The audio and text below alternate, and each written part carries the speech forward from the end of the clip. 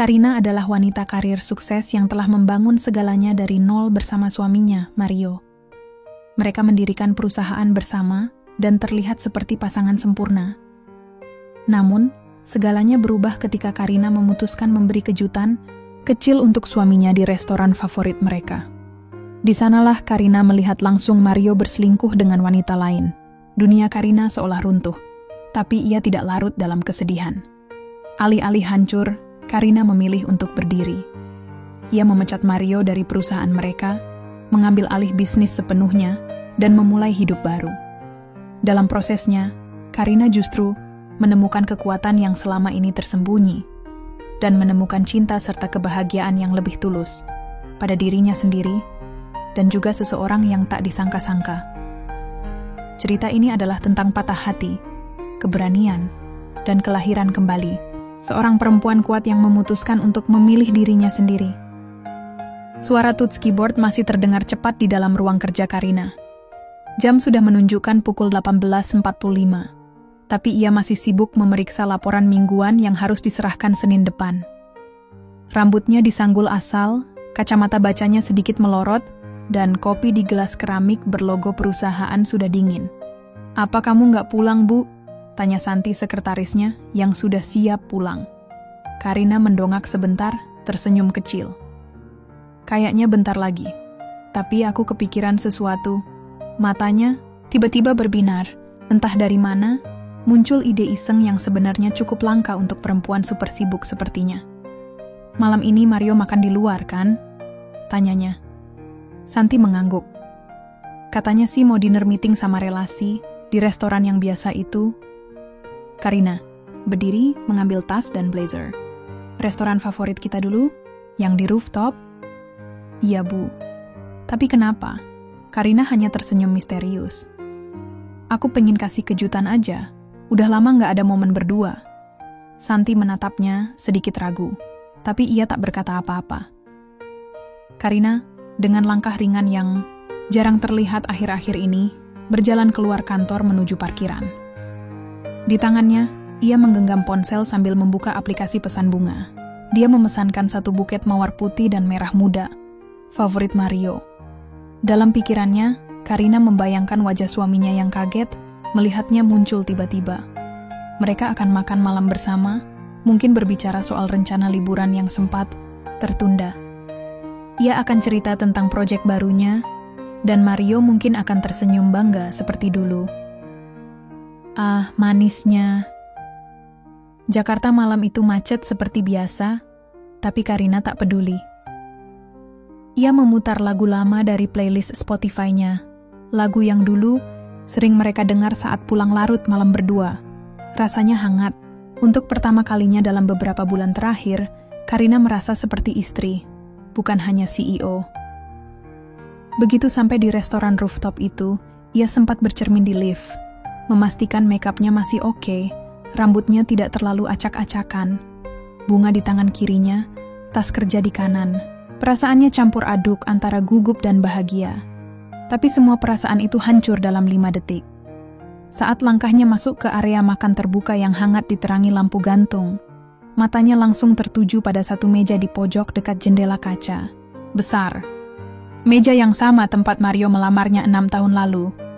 Dan di sana, duduklah Mario, bersama seorang wanita muda bergaun hitam ketat. Tangan mereka bertaut di atas meja.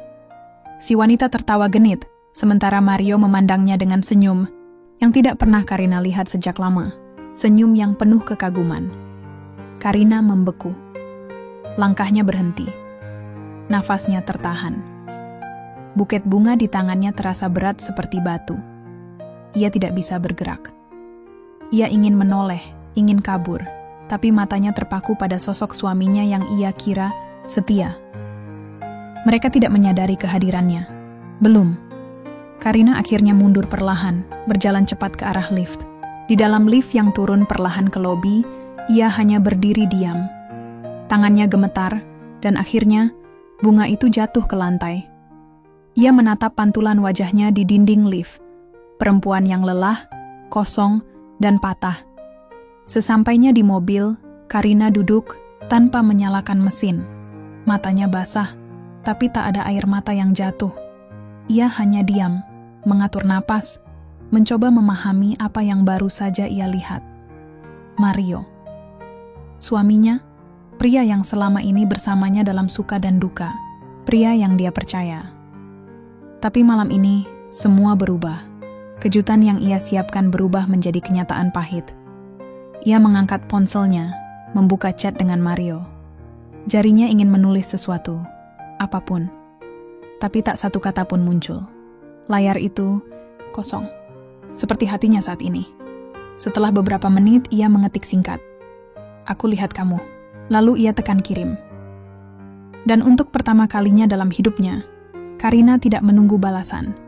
Ia hanya meletakkan ponsel di kursi samping, menyalakan mobil, dan melaju ke arah yang entah kemana. Ia tidak tahu apa yang harus ia lakukan, tapi satu hal pasti, ia tidak akan membiarkan dirinya hancur karena ini, tidak malam ini. Karina terbangun dengan kepala berat dan mata sembab. Bantalnya basah, dan selimut yang menyelimuti tubuhnya tampak kusut, seperti malam yang ia lewati. Matahari sudah tinggi, tapi kamar masih gelap. Tirai belum terbuka, dan jendela tetap tertutup. Rapat ia menoleh ke sisi tempat tidur. Kosong, tak ada Mario. Dan kini ia sadar, tempat itu memang sudah lama kosong. Hanya saja ia terlalu sibuk menyangkal kenyataan. Perlahan, Karina duduk di tepi ranjang. Kepalanya terasa penuh, matanya perih. Ia menatap tangannya sendiri, seolah mencari pegangan dalam keheningan pagi yang sunyi. Ponselnya tergeletak di meja samping. Ada satu pesan masuk dari Mario, dikirim hampir pukul 2 pagi. "Kamu salah paham, kita harus bicara." Karina tersenyum miris. Salah paham, gumamnya, nyaris seperti mengejek dirinya sendiri. Ia tidak membalas. Hari itu, ia tak masuk kantor. Padahal ada presentasi penting yang seharusnya ia bawakan sendiri. Tapi pikirannya terlalu kusut. Ia hanya duduk di ruang tamu, memandangi dinding kosong, seolah berharap bisa menemukan jawaban di antara retakan cat putihnya. Karina bukan perempuan yang mudah rapuh. Hidupnya penuh tantangan sejak muda. Ia pernah gagal kuliah karena tak punya uang, pernah makan mie instan selama seminggu karena harus bayar sewa kos, pernah ditolak kerja berkali-kali, tapi semua itu ia lalui dengan kepala tegak. Lalu kenapa kali ini rasanya seperti tertusuk ribuan duri? Mungkin karena Mario bukan sekadar pasangan. Dia adalah bagian dari mimpi Karina.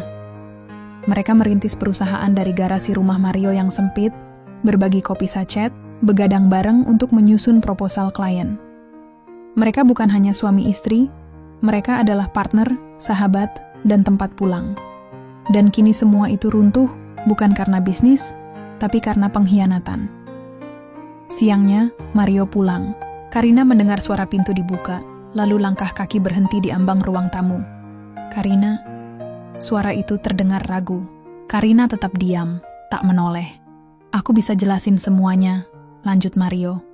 Barulah Karina bangkit, berdiri perlahan, lalu menatap pria yang dulu sangat ia cintai. Itu dengan mata merah. "Tenang, tapi tajam, silakan." Mario terdiam beberapa detik. "Dia cuma klien. Aku memang salah karena terlalu dekat, tapi kamu pegang tangannya Mario." Mario terdiam lagi. Kamu tersenyum seperti kamu bahagia.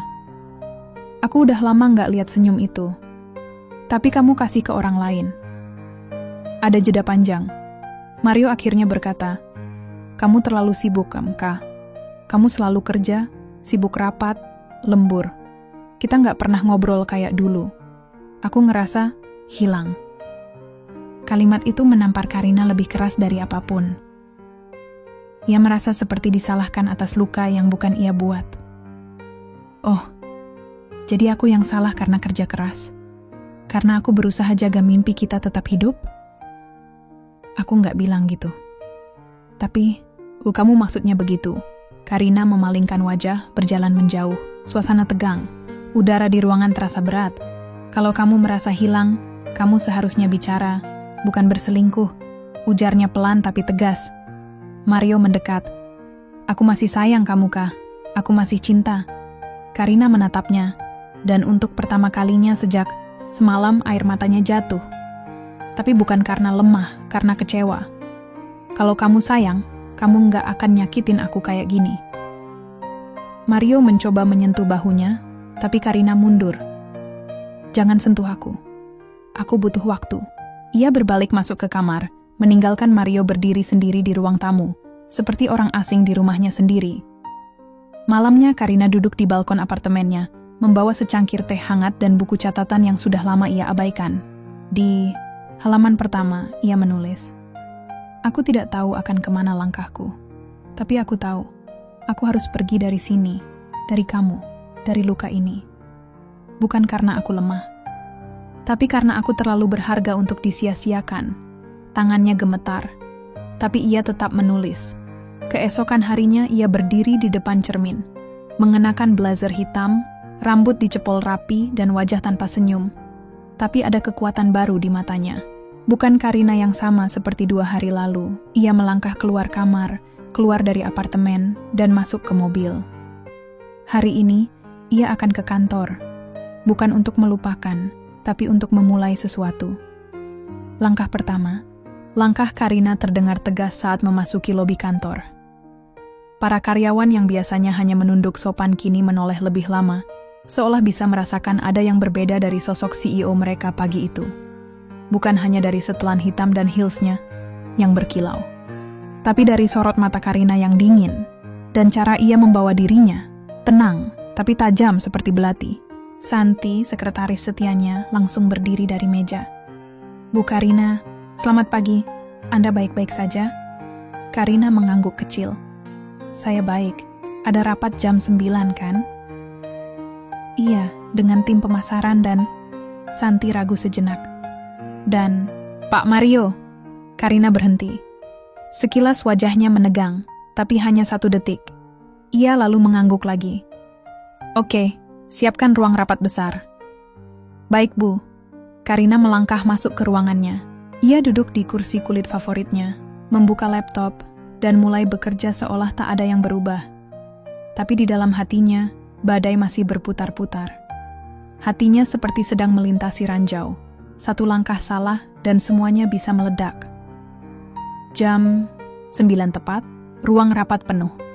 Tim pemasaran duduk berderet, membawa catatan dan laptop. Di ujung meja, Mario duduk dengan wajah datar, tapi gelisah. Matanya sesekali mencuri pandang ke arah Karina, yang duduk di ujung lain dengan ekspresi datar bak tembok. Presentasi dimulai. Rina, kepala divisi pemasaran, menjelaskan strategi promosi kuartal berikutnya.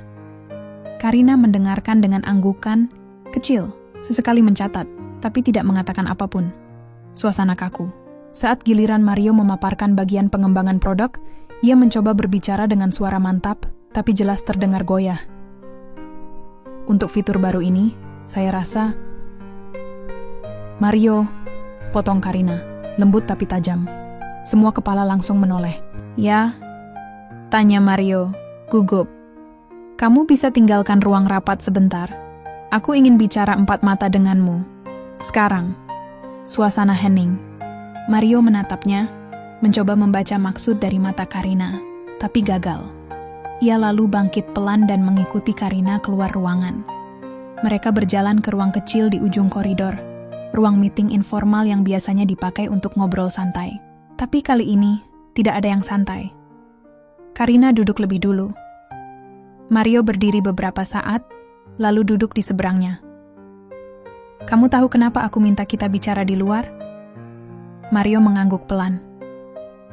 "Karena kejadian malam itu?" Karina menatapnya, lurus.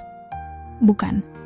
Karena aku tidak mau mencampur emosi pribadi dengan pekerjaan, tapi kamu sudah melewati batas."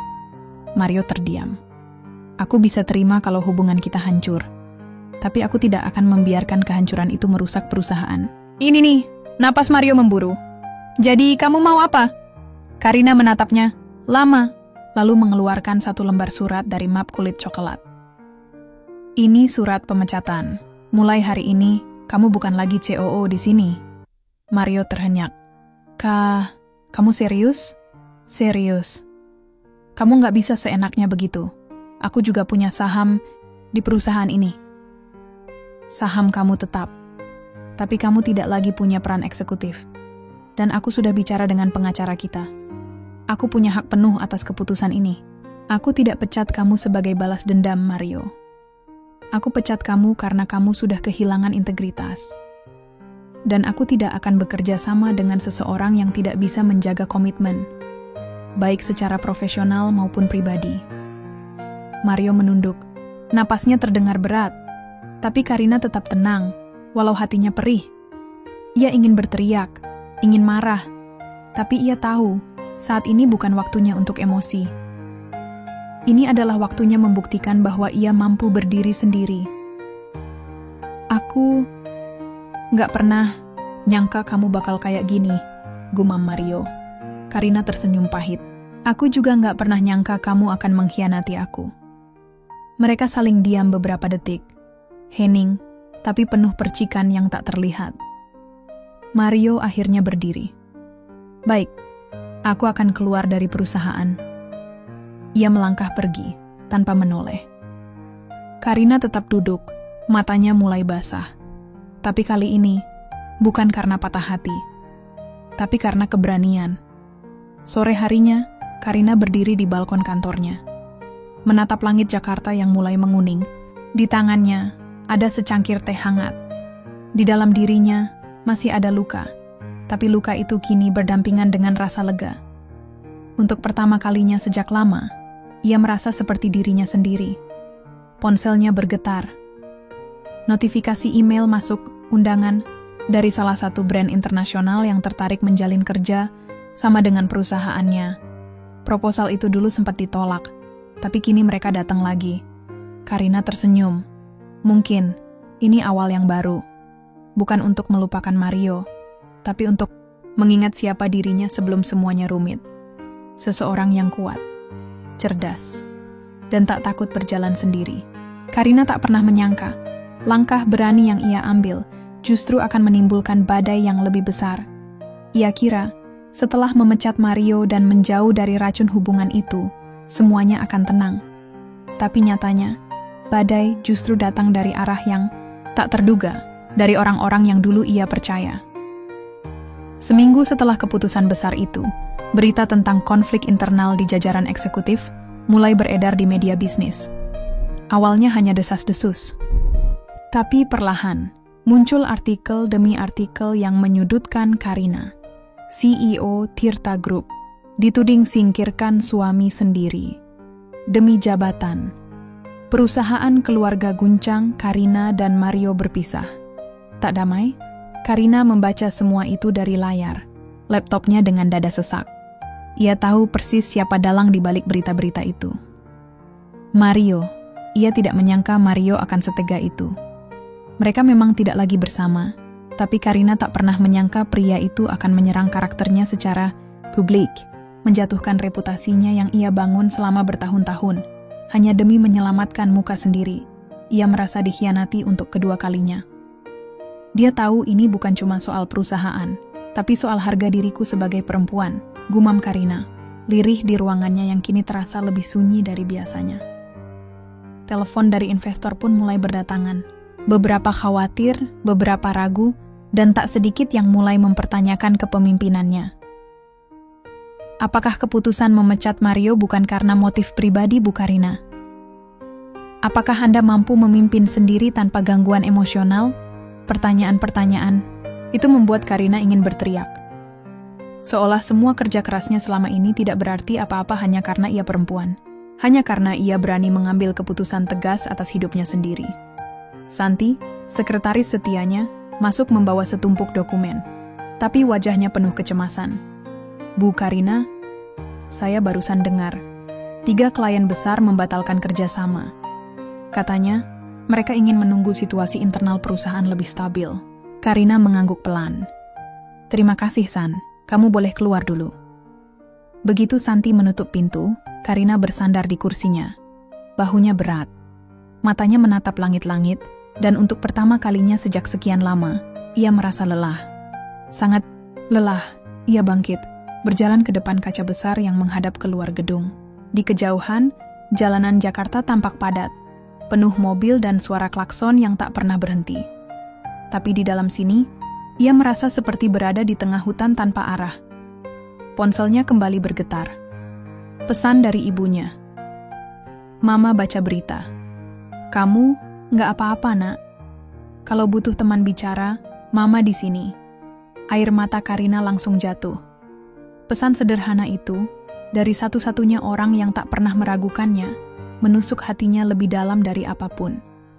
Ia mengetik balasan, tapi menghapusnya, lalu mengetik lagi. Aku baik, Ma. Cuma sedikit capek. Tapi aku akan lewati ini. Dan saat itulah, pintu ruangannya diketuk. Kali ini, bukan Santi. Tapi seseorang yang tak pernah ia sangka akan muncul. Andra. Andra adalah mantan sahabat Karina di awal membangun perusahaan. Mereka sempat berselisih karena perbedaan visi, dan Andra memilih keluar 3 tahun lalu untuk mendirikan startup sendiri. Tapi Andra juga orang yang paling mengenal Mario dan Karina dari awal. Andra? Karina, kaget. Aku dengar semuanya. Dari media, dari orang dalam. Aku tahu kamu pasti lagi di ujung jurang. Karina tertawa kecut. Kamu datang untuk menyalahkan aku juga. Andra duduk tanpa dipersilakan. Ia menghela napas. Justru aku datang karena aku tahu kamu nggak salah. Tapi kamu sendirian, Kar. Dan kamu nggak bisa terus-terusan bertahan sendirian. Karina menatap Andra, mata mereka bertemu. Lalu pelan-pelan, dinding pertahanannya mulai retak. Aku capek, Dra. Aku marah tapi juga takut. Kadang aku ngerasa, aku bukan lagi aku. Andra tersenyum kecil. Kamu cuma lagi hilang arah. Bukan karena kamu lemah, tapi karena kamu manusia. Mereka terdiam. Dalam hening itu, ada perasaan hangat yang tak bisa dijelaskan. Seperti menemukan cahaya di tengah lorong gelap. Andra mengeluarkan satu berkas. Aku punya ide. Kita bisa rebranding perusahaanmu, Kar. Kita ubah arah, ubah wajah. Bikin mereka lupa soal drama pribadi. Fokus ke kualitas dan visi baru. Tapi kamu harus siap. Ini bukan langkah kecil. Karina menatap berkas itu. Tangan gemetar. Tapi di dalam dirinya ada percikan harapan. Mungkin ini bukan akhir. Mungkin ini adalah jalan memutar menuju sesuatu yang lebih besar. Ia mengangguk. Ayo kita mulai, Dra. Malam itu, Karina duduk di ruang kerja kecil di apartemennya.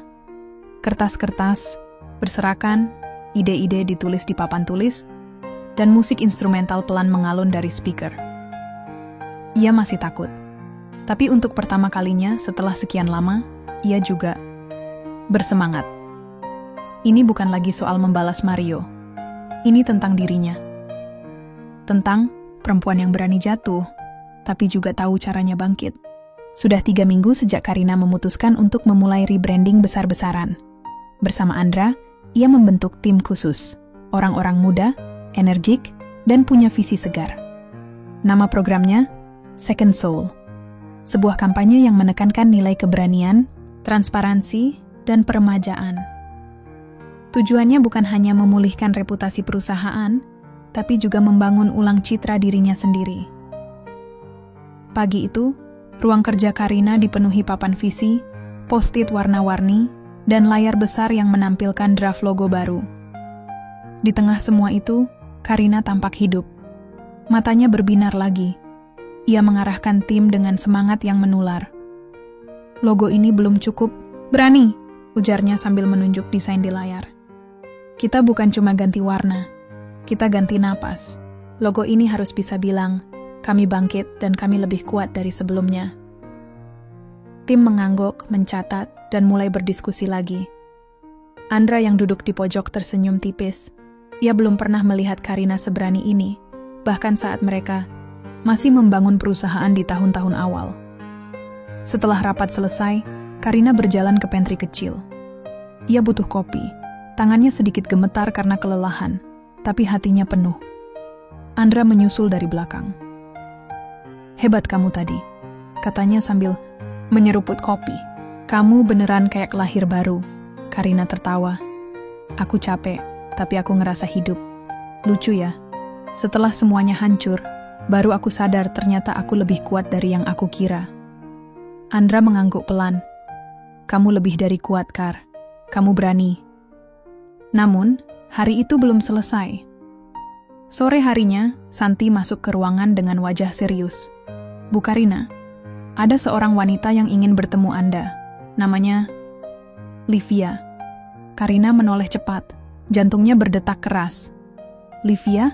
Tanyanya pelan. Ya, dia bilang. Dia mantan kekasih Mario. Yang sekarang katanya hamil. Suasana langsung berubah. Karina terdiam. Dunia di sekelilingnya seolah membeku. Apa dia bilang? Kenapa dia datang? Tanya Karina lagi, nadanya lebih rendah dari biasanya. Dia bilang, dia ingin bicara. Tapi cuma 4 mata. Karina menarik napas panjang. Luka yang baru mulai sembuh itu kembali menganga. Tapi ia tahu, ia tak bisa lari. Jika ingin benar-benar lepas dari bayangan masa lalu, ia harus hadapi semuanya. Oke, biar dia masuk. Beberapa menit kemudian, pintu ruangannya terbuka. Seorang wanita muda, sekitar awal 30-an, masuk dengan perut yang sudah tampak membesar. Penampilannya rapi, tapi jelas gugup. Karina berdiri dan mengulurkan tangan. Livia? Wanita itu mengangguk, lalu duduk. Ada jeda hening sebelum ia akhirnya bicara. Saya tahu ini canggung, tapi saya harus datang. Saya harus jujur. Karina hanya menatapnya. Menunggu. Saya memang selingkuhan Mario. Tapi, saya juga korban, ucap Livia, matanya berkaca-kaca. Dia bilang, dia sudah pisah rumah dengan Anda sejak lama. Dia bilang, hubungan kalian cuma formalitas. Dia bilang, Anda terlalu sibuk untuk jadi istri. Karina terdiam. Tidak kaget, karena ia tahu Mario selalu pandai memutarbalikkan cerita. Tapi mendengar langsung dari Livia, tetap saja seperti menelan pisau tumpul. Aku hamil, dan dia tidak mau bertanggung jawab. Dia bahkan menyuruhku diam, tidak muncul ke media, tidak mendekatimu. Tapi aku tidak bisa, Bu Karina. Aku tidak bisa membiarkan bayi ini lahir tanpa kejelasan. Karina menunduk. Pikirannya berputar. Ini bukan lagi sekadar soal pengkhianatan. Ini sudah menyangkut hidup seorang anak. Dan di hadapannya, seorang perempuan hancur, seperti dirinya dulu. Kenapa kamu cerita ini ke aku? Tanya Karina akhirnya. Livia menggenggam kedua tangannya. Karena saya ingin meminta maaf. Saya tidak tahu kebenarannya dulu. Dan saya ingin anak ini tumbuh dengan tahu siapa ayahnya. Saya bukan ingin uang. Saya cuma ingin keadilan. Karina menatap Livia, lalu berdiri. Ia berjalan ke jendela, menatap langit Jakarta yang mulai memerah. Ia berpikir keras. Ini bukan waktunya untuk membalas. Bukan waktunya untuk dendam. Livia, ucapnya pelan, berbalik. Aku akan bantu kamu. Bukan karena aku peduli pada Mario, tapi karena aku peduli pada kamu dan anakmu. Livia menangis. Ia tak menyangka akan mendapat jawaban seperti itu. Tapi Karina tahu, ini langkah berikutnya menuju kebebasan sejati. Malam itu, Karina menulis di jurnal kecilnya, sesuatu yang jarang ia lakukan sejak bertahun-tahun lalu. Hari ini aku bertemu bagian masa laluku yang paling kelam, tapi aku juga bertemu bagian dari diriku yang belum pernah kulihat, bagian yang penuh kasih, bukan dendam. Mungkin ini caraku benar-benar sembuh. Ia menutup jurnal, tersenyum kecil. Di luar, hujan turun perlahan. Dan Karina tahu, hujan kali ini bukan pertanda akhir, tapi pertanda pembersihan, awal yang baru. Hanya butuh 1 malam untuk badai itu datang lagi. Karina sedang mempersiapkan bahan presentasi besar untuk peluncuran Second Soul, kampanye rebranding yang telah ia dan tim kerjakan siang malam selama berminggu-minggu. Semua detail hampir sempurna, logo baru, visi misi yang diperbarui, strategi promosi, hingga kerja sama media. Namun, saat Santi masuk tergesa-gesa ke ruangannya dengan wajah pucat, Karina langsung tahu ada yang tidak beres. Bu, Anda harus lihat ini. Santi meletakkan tablet di meja Karina. Di layar, sebuah video berdurasi 7 menit tengah viral di media sosial. Judulnya, Mario Bicara, Fakta. Sebenarnya di balik pemecatan saya dan pengkhianatan Karina. Dengan tangan gemetar, Karina menekan tombol play. Video itu menampilkan Mario duduk di ruangan mewah, dengan gaya formal yang dibuat-buat. Nada bicaranya lembut, penuh kesan korban. Saya tidak pernah menyangka istri saya sendiri akan mengkhianati saya. Bukan hanya sebagai pasangan, tapi sebagai rekan bisnis. Saya memang pernah membuat kesalahan pribadi. Tapi apakah kesalahan pribadi pantas dijadikan dasar untuk menghancurkan hidup seseorang? Ia berhenti sejenak, menatap kamera seolah penuh luka. Selama bertahun-tahun, saya menopang perusahaan ini bersama Karina. Tapi pada akhirnya, dia memilih menendang saya demi ambisi, demi ego. Dan sekarang dia menggandeng mantan rival kami, Andra, untuk mengambil alih segalanya. Karina menghela napas keras. Tubuhnya menegang, tapi ia tidak menangis. Tidak kali. Ini Mario tidak hanya menyudutkannya sebagai istri, ia juga menyerang secara profesional. Video itu menyebar cepat, dan banyak netizen mulai terpecah. Beberapa membela Karina, tapi tak sedikit yang mulai mempertanyakan integritasnya. Dia benar-benar nggak tahu malu, gumam Andra, yang datang tak lama setelah kabar itu tersebar. Aku kira dia nggak akan serendah ini, lanjutnya. Tapi kayaknya dia udah nekat. Ini langkah terakhirnya. Karina menatap layar, menahan emosi. Dia tahu peluncuran Second Soul tinggal 2 hari lagi. Dia tahu ini satu-satunya harapan kita buat mengembalikan kepercayaan publik. Santi menambahkan, investor juga mulai gelisah lagi, Bu. Mereka tanya apakah sebaiknya peluncuran ditunda. Karina berdiri, mengambil jaketnya, dan memandang keduanya. Enggak, kita jalan terus. Ini bukan waktunya untuk mundur. Justru ini waktu yang paling tepat untuk membuktikan siapa aku sebenarnya. 2 hari kemudian, auditorium utama Tirta Group dipenuhi tamu undangan, media, dan influencer bisnis. Semua mata tertuju pada satu sosok, Karina. Ia berdiri tegak di atas panggung dengan latar belakang logo Second Soul yang elegan dan berani. Gaun biru gelapnya mencerminkan ketenangan, tapi matanya menyala penuh keyakinan. Dan saat mikrofon dinyalakan, Karina mulai berbicara. Suaranya tenang, namun menusuk. Ada yang bilang, kegagalan terbesar manusia adalah mencampur adukkan urusan pribadi dengan profesional. Tapi bagaimana jika keduanya memang tak bisa dipisahkan? Bagaimana jika luka pribadi justru jadi alasan kita tumbuh? Ia berhenti sejenak, menatap ke arah kamera. Saya tidak akan membalas pernyataan yang beredar. Karena saya percaya, kebenaran tidak butuh pembelaan yang gaduh. Kebenaran akan bicara lewat tindakan. Second Soul bukan sekadar rebranding. Ini adalah simbol dari keberanian perempuan untuk mengambil alih kembali hidupnya. Dari kehancuran yang menyakitkan, kita bisa membangun ulang, lebih kuat, lebih murni. Sorak-sorai pecah di ruangan. Beberapa orang berdiri dan bertepuk tangan. Mata Karina berkaca-kaca, tapi ia menahannya. Di luar gedung, Mario yang menyaksikan siaran langsung di dalam mobil mewahnya, mematikan layar dengan kasar. Ia kalah. Bukan karena Karina membalas, tapi karena ia tidak bisa menghentikan kekuatan perempuan yang sudah memutuskan untuk bangkit. Beberapa hari setelah peluncuran, berita-berita berubah drastis. Karina buktikan diri lewat Second Soul, investor puji keberaniannya. Respon positif netizen. Karina tidak main drama, tapi main strategi. Mario dikabarkan kehilangan dukungan. Setelah video kontranya dibantah fakta lapangan.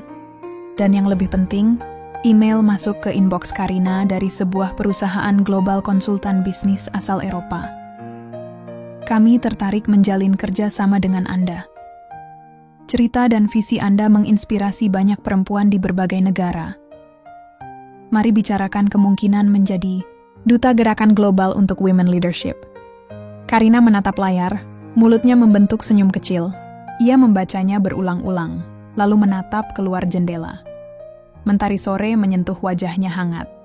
Tak ada lagi awan gelap. Malam itu, Karina duduk di balkon apartemennya, bersama secangkir teh dan laptop terbuka. Di layar, jurnal digitalnya masih terbuka. Ia mulai menulis lagi. Hari ini aku menang, bukan karena Mario kalah, tapi karena aku menemukan kembali diriku. Badai itu menghancurkan semua yang semu. Dan sisanya adalah aku yang sebenarnya. Sudah sebulan sejak peluncuran Second Soul, dan dampaknya melebihi ekspektasi siapapun. Tak hanya membawa gelombang positif bagi perusahaan, tetapi juga mengubah pandangan publik terhadap Karina. Ia bukan lagi hanya CEO sukses, ia kini simbol keberanian, ketangguhan, dan harapan baru. Terutama bagi perempuan-perempuan yang ingin bangkit dari luka. Tapi, di balik semua pencapaian itu, Karina tetaplah manusia biasa. Di suatu minggu sore, Karina duduk sendirian di sebuah kafe kecil di Bilangan Kemang, bukan tempat yang biasa ia datangi, tapi sore itu, ia ingin berada di tempat yang tak mengingatkannya pada apapun. Hanya kopi, musik akustik pelan, dan dirinya sendiri. Masih suka minum kopi hitam tanpa gula, ya? Karina mendongak. Senyum, itu. Suara itu. Andra pun ia berdiri di samping mejanya dengan 2 gelas kopi. 1 hitam, 1 cappuccino. Karina tertawa kecil. Kamu nguntit aku ya? Andra duduk tanpa diminta, meletakkan 1 gelas di hadapannya. Enggak, aku udah lama kesini. Cuman gak nyangka ketemu kamu juga. Dunia sempit. Karina menyesap kopinya, lalu menatap Andra. Kamu nggak di kantor, biasanya kamu kerja sampai larut. Andra mengangkat bahu. Kadang kita juga butuh jeda. Dan kadang kita butuh alasan buat ngilang dari kantor sebentar. Mereka tertawa bersama. Rasanya hangat. Ringan. Sesuatu yang sudah lama Karina lupakan.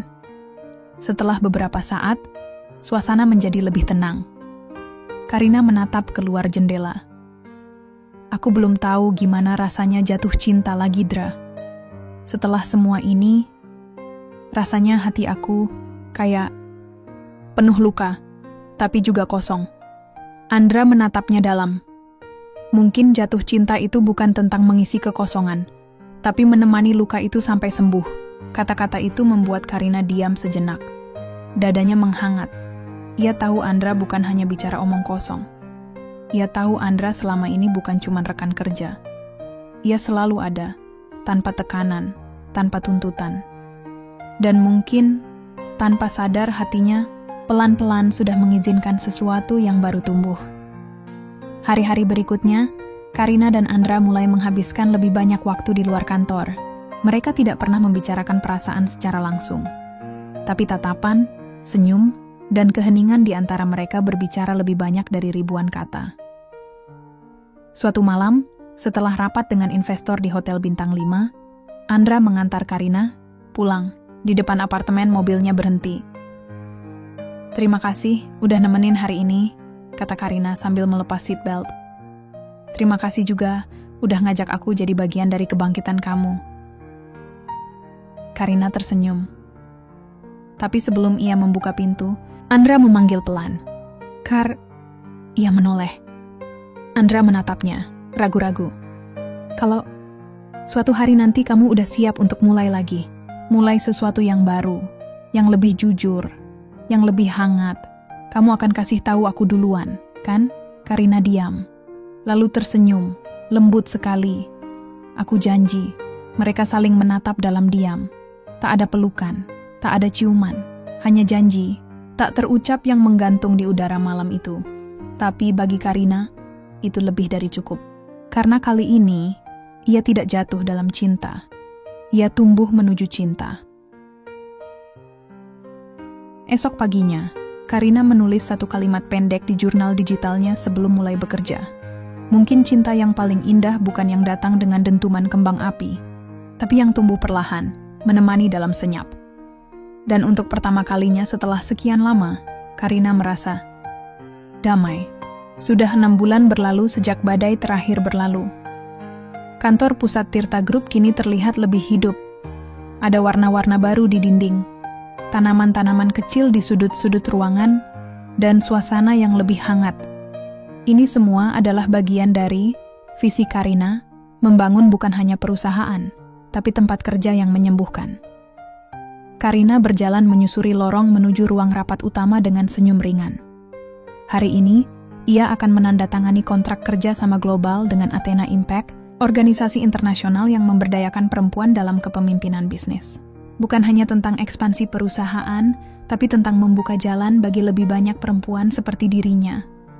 Di dalam ruangan, para petinggi dan perwakilan organisasi sudah menunggu. Tapi sebelum mulai, Karina mengambil waktu sejenak untuk berbicara. Sebelum kita mulai, izinkan saya berbagi sedikit cerita. 6 bulan lalu, saya berada di titik paling rapuh dalam hidup saya. Dikhianati, dijatuhkan, bahkan dipermalukan. Tapi hari ini, saya berdiri di sini, bukan karena saya kuat sejak awal, melainkan karena saya belajar untuk tidak menyerah. Ia menatap mereka satu persatu, suaranya jernih dan mantap. Langkah kedua dalam hidup saya bukan tentang membalas orang-orang yang pernah menyakiti saya, tapi tentang menciptakan ruang baru untuk diri saya sendiri dan untuk mereka yang juga ingin bangkit. Perempuan seringkali diajarkan untuk menunggu, bertahan, dan memaafkan, bahkan ketika luka tak lagi tertahankan. Tapi saya percaya, perempuan juga boleh memilih untuk pergi, untuk berubah, dan untuk memulai dari awal, dengan kepala tegak. Ruang itu hening, tapi penuh dengan energi yang sulit dijelaskan. Saat Karina menandatangani dokumen kerjasama itu, ia tahu, ini bukan sekadar kertas. Ini simbol dari kebebasan, keberanian, dan cinta terhadap diri sendiri. Beberapa minggu kemudian, Karina menerima email dari Mario.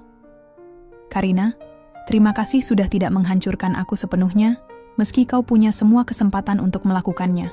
Aku tahu aku telah salah, dan aku juga tahu kau sudah terlalu jauh melangkah untuk menoleh ke belakang. Aku hanya ingin bilang, aku minta maaf, dan aku doakan kamu bahagia dengan hidup barumu, pilihan-pilihan barumu, dan mungkin cinta barumu. Salam, Mario.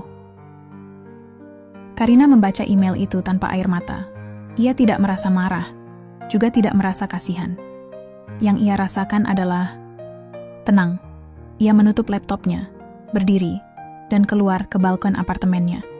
Di tangannya, secangkir teh, hangat, udara malam menyapa lembut. Di lantai bawah, Andra baru saja tiba, mengangkat wajah dan melambaikan tangan. Karina tersenyum, membalas lambaian itu. Bukan karena ia butuh diselamatkan, tapi karena kali ini, ia ingin berjalan bersama, tanpa beban, tanpa takut. Karina kembali menulis di jurnal digitalnya. Ini bukan akhir cerita. Ini awal dari hidup yang aku pilih sendiri. Dan langkah kedua ini terasa jauh lebih ringan karena aku tidak lagi berjalan sambil menahan luka. Di satu panggung internasional setahun kemudian, Karina berdiri sebagai pembicara utama konferensi global bertema Women Who Lead with Heart. Ribuan pasang mata menatapnya. Dan dengan suara tenang, ia memulai pidatonya. Saya Karina, mantan, istri dari pria yang pernah saya cintai, CEO dari perusahaan yang pernah hampir runtuh, dan sekarang, perempuan yang memilih untuk hidup utuh. Dan sorak-sorai pun menggelegar. Bukan hanya karena siapa dia hari ini, tapi karena siapa dia memutuskan untuk jadi seorang perempuan yang memilih langkah keduanya. Tamat.